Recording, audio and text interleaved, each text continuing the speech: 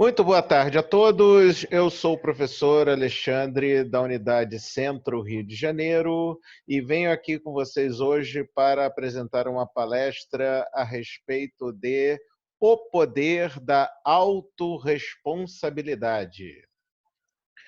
Esta palestra ela tem como base um livro muito bom do professor Paulo Vieira chamado O Poder da Autorresponsabilidade. Eu quero agora passar para vocês alguns tópicos importantes que eu aprendi com este livro.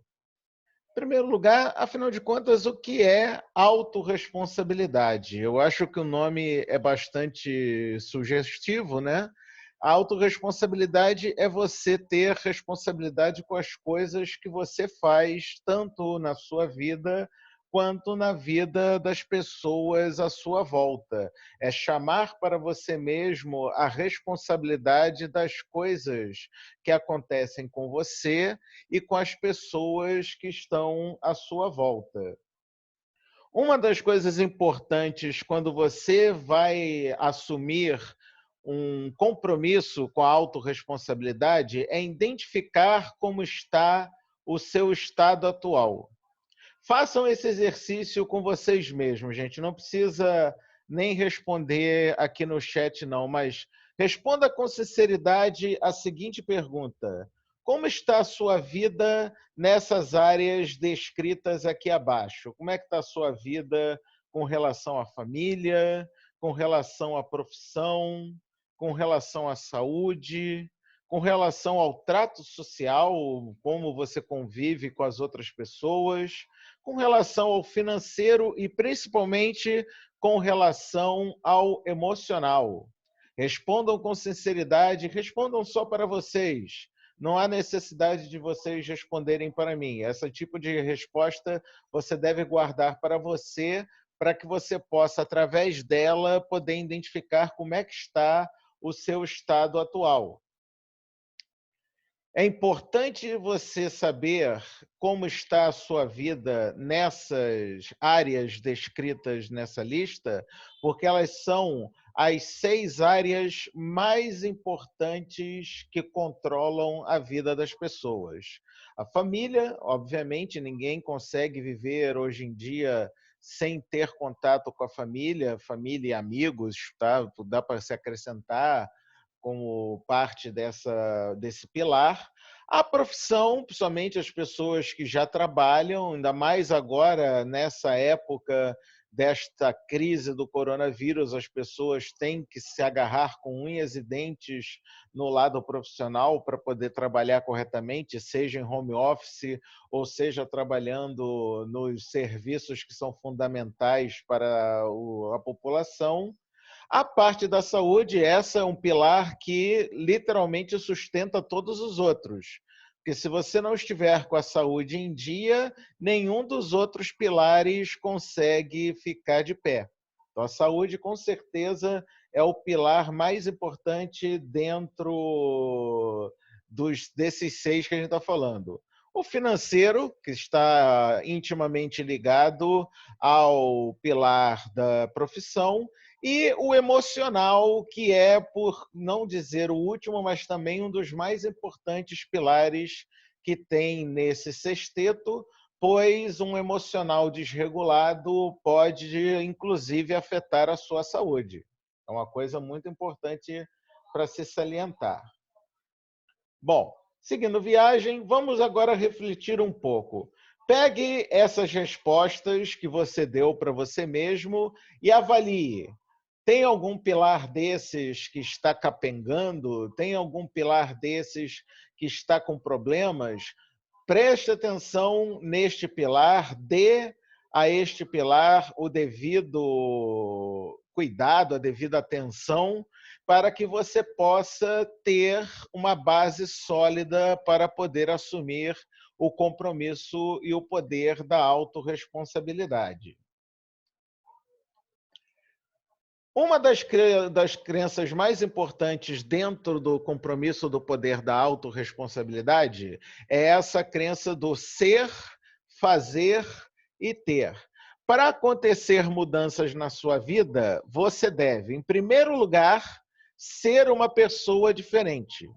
Porque se você se tornar uma pessoa diferente, você vai fazer coisas que antes não fazia. E aí, sendo uma pessoa diferente, fazendo coisas que você não fazia, você vai conseguir ter tudo aquilo que você deseja. Para quem não sabe, inclusive, este cidadão aqui é o Dr. Paulo Vieira, o autor do livro do qual eu me baseei para fazer esta palestra. Uma coisa que é muito importante nesse momento, nessa explicação desta tela aqui, é o seguinte: muitas pessoas querem ter, mas não querem ser e nem fazer.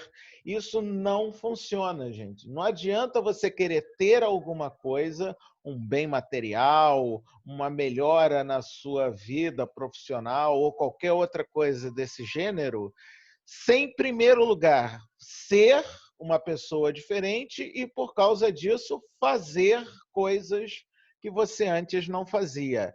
É preciso seguir a ordem dessas 3 tarefas nesta ordem que está sendo colocada, ou seja, você tem que ser uma pessoa diferente para, em seguida, fazer coisas que você não fazia e, assim, com certeza, você vai conseguir ter tudo aquilo que você deseja, ok? Seguindo viagem, estas aqui são as 4 etapas do progresso humano. 4 itens que são fundamentais para que você possa obter a autorresponsabilidade. A primeira delas, como você pode ver, inclusive, nesta lindíssima ilustração, é a consciência. Ou seja, você tem que estar atento com as coisas que estão à sua volta. Ter consciência é isso, é saber o que está tendo à sua volta. Ao conseguir ter consciência plena, você vai conseguir galgar os níveis e assumir a autorresponsabilidade. Graças a esse conteúdo da autorresponsabilidade, você pode galgar mais um pouco os degraus desta montanha e finalmente ter uma visão positiva de futuro. E se você conseguir atingir até esta etapa, você pode em seguida conseguir usar ferramentas poderosas de progresso. Vamos falar um pouquinho agora mais detalhadamente sobre essas 4 etapas do progresso humano. A primeira delas, consciência. É o que nos permite perceber o mundo à nossa volta e a nós mesmos.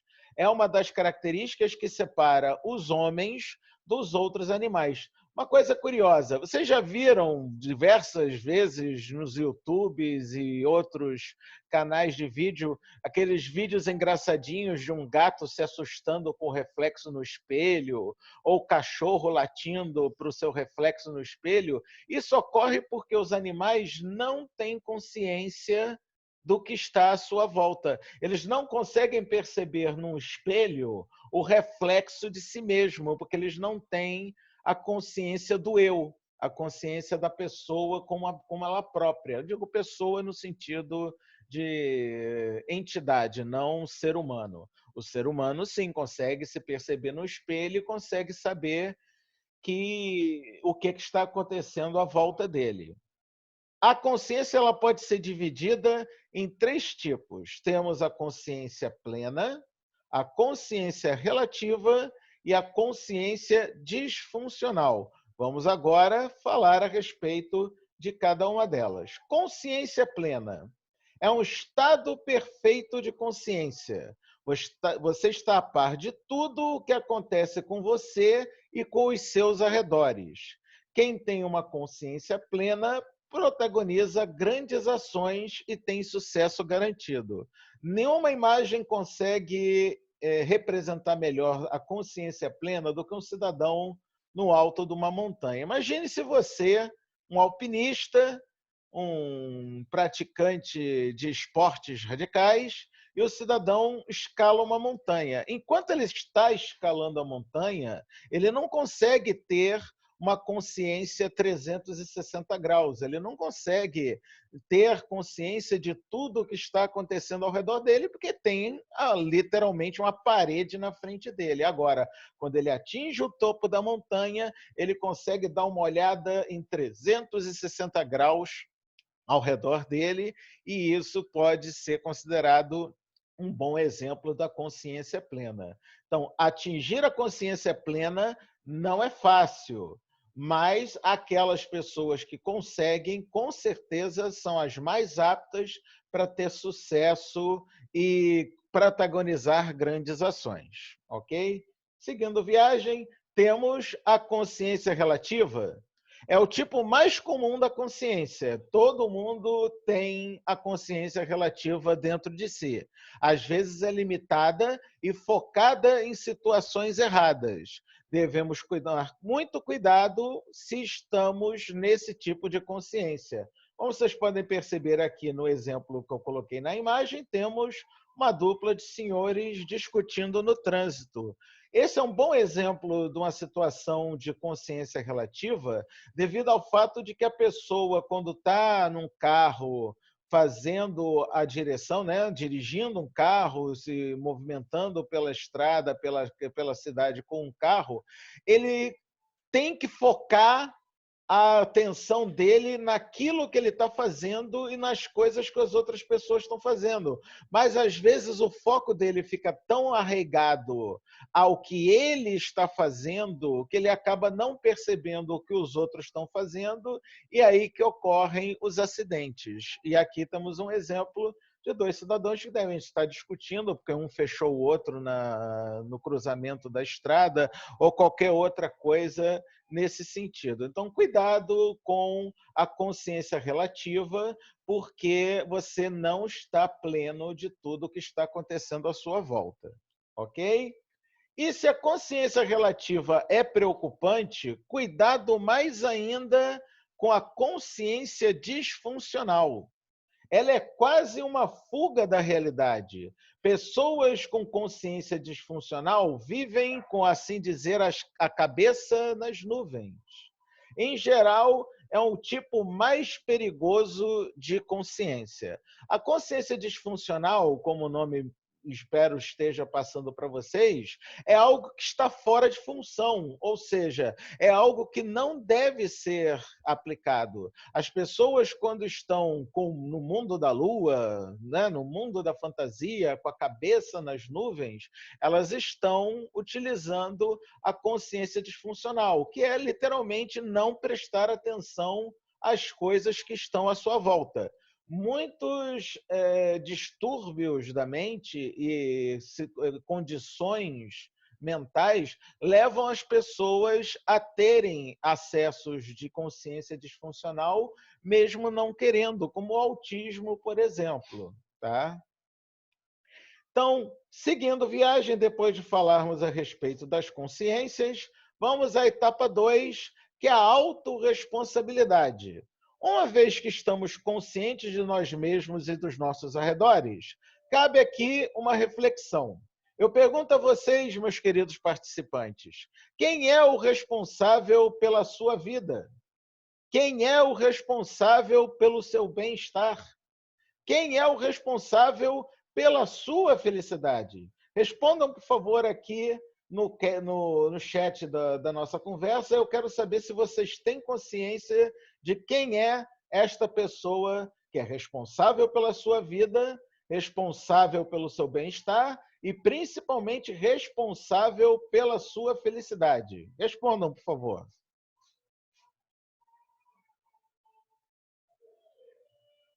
Bruno já respondeu, muito bem. Mais ninguém? Bom, o Bruno respondeu e ele respondeu corretamente. Jansen também respondeu e ela também respondeu corretamente. Só existe uma resposta para essa pergunta. E a resposta é você.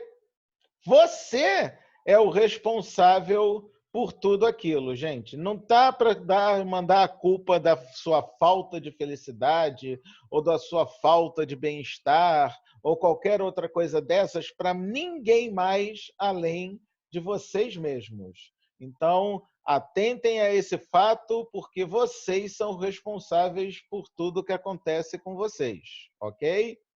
Seguindo viagem, terceira etapa, visão positiva do futuro. Seja otimista. A maneira como você vê seu futuro interfere em como ele irá se desenrolar. Se você sempre vê as coisas pelo lado negativo, coisas ruins vão acontecer. Se você tentar ver as coisas sempre pelo lado positivo, coisas boas vão acontecer. O exemplo que eu posso dar para vocês é esta imagem clássica do copo enchido pela metade, né? Aí o cidadão que é um pessimista vai dizer, obviamente, que esse copo está meio vazio. Já o cidadão que é otimista vai dizer que esse copo está meio cheio. Algumas vertentes diriam que os realistas diriam apenas que o copo está pela metade, não está nem meio cheio nem meio vazio, está simplesmente pela metade. Mas é bom a gente manter uma visão positiva das coisas para que coisas boas aconteçam com a gente. Não sei se vocês já ouviram falar de que energias negativas atraem coisas negativas para você. E é verdade, o pensamento é uma das mais poderosas energias que um ser humano pode ter. E ter pensamento positivo, com certeza, é o que faz com que as pessoas consigam coisas boas para ela. Então, não seja pessimista, tente trabalhar sempre o lado otimista das coisas para trabalhar e ganhar coisas positivas para vocês, tá ok? Seguindo a viagem, a quarta etapa, e uma das mais importantes, são as ferramentas de progresso. São várias. Temos, em primeiro lugar, a chamada programação mental ou mindset, que é aquilo que eu falei para vocês agora há pouco do pensamento positivo. Se você moldar o seu pensamento para sempre trabalhar ele de forma positiva, você vai conseguir ganhar coisas, inclusive a coisa mais importante, que é a própria mudança de seu comportamento e do seu ser. Outra ferramenta importante para o seu progresso é superar barreiras e, principalmente, encarar desafios. A pessoa que quer se desenvolver deve procurar desafios para superar, deve procurar barreiras para passar, porque a vida sem desafios e a vida sem obstáculos não gera progresso. E uma das ferramentas mais importantes que a gente tem, no caso de querer ter o progresso próprio, é evitar as 4 armadilhas. Aí você me pergunta, mas Alexandre, o que é isso que é das 4 armadilhas? Do que se trata? Vamos verificar agora. As 4 armadilhas que impedem as pessoas de ter o progresso é a arrogância e prepotência, a vaidade, os atalhos e a zona de conforto.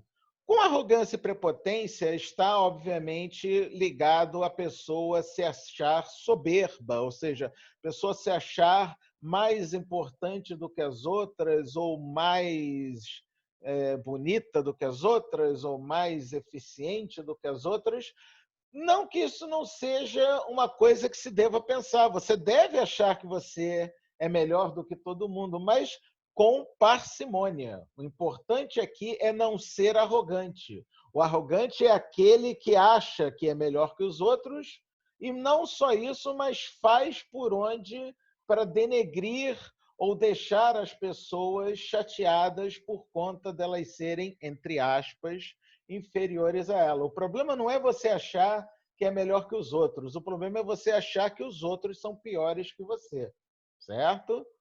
Outra armadilha importante é a vaidade. Vaidade, novamente, ligada também à arrogância e a prepotência, porque se a pessoa se sente muito vaidosa, ela tem o ego muito inflado, ela não consegue ver os próprios erros e, com isso, comete sempre os mesmos erros repetidas vezes. Um problema que ocorre também, e é uma grande armadilha para o seu progresso, é você buscar atalhos quando não é necessário fazer um atalho. Ah, mas aí, Alexandre, não é importante a gente tentar fazer as coisas com menos esforço e, com isso, mais eficiência? Sim, conseguir fazer as coisas com menos esforço e assim conseguir com mais eficiência é uma ótima pensamento, é uma ótima forma, uma ótima atitude. Porém, o que você não deve é buscar atalhos para tudo que você quer fazer na vida.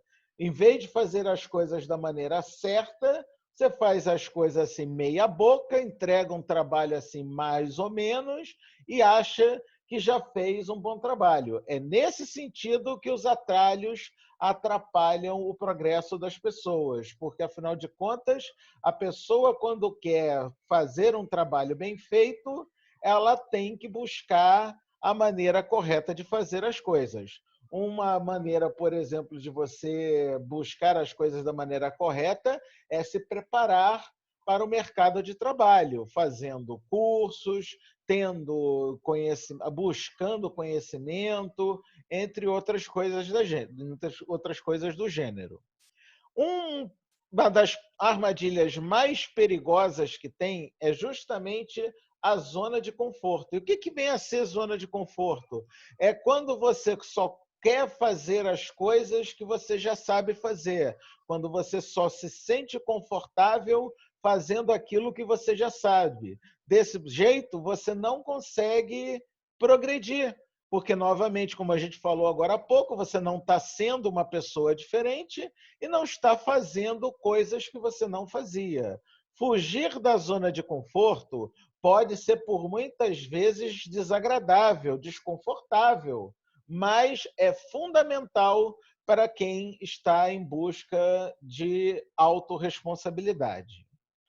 Seguindo viagem, vamos falar a respeito das 6 regras da autorresponsabilidade. Essas regras são fundamentais para quem deseja assumir esse compromisso de ter autorresponsabilidade, e elas são: ao invés de criticar, cale-se.